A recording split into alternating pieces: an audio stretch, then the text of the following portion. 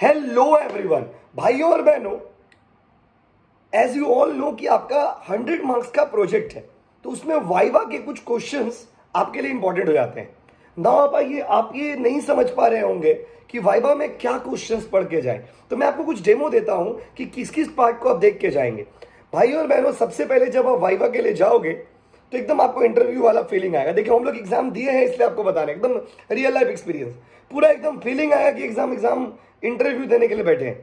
पहला तो भैया कॉन्फिडेंस रखिएगा अपने ऊपर, और with a cheerful smile you enter in the classroom, जहां पे वो प्रोफेसर एक्सटर्नल भी रहेंगे और इंटरनल भी रहेंगे। आपसे क्वेश्चन आपके एक्सटर्नल टीचर पूछेंगे। क्या क्या पूछेंगे? ओके, मैं कुछ क्वेश्चंस आपसे पूछता हूं। जैसे अज्यूम कि आप जो हो वो स्टूडेंट हो और मैं जो हूं वो आपका एग्जाम लेने वाला टीचर हूं, जो आपसे वाइवा में क्वेश्चंस पूछने वाला है। And our topic is, just assume our topic is e commerce. Okay, so let's start.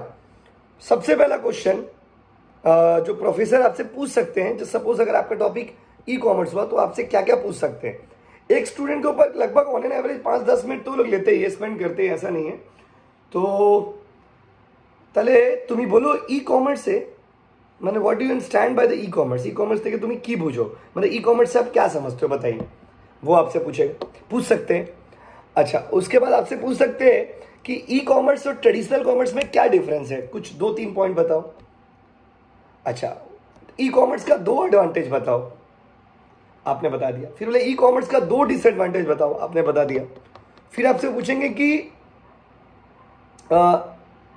B2B क्या होता है, B2C क्या होता है, मतलब ई कॉमर्स का पूरा गहराई में आपसे पूछेगा।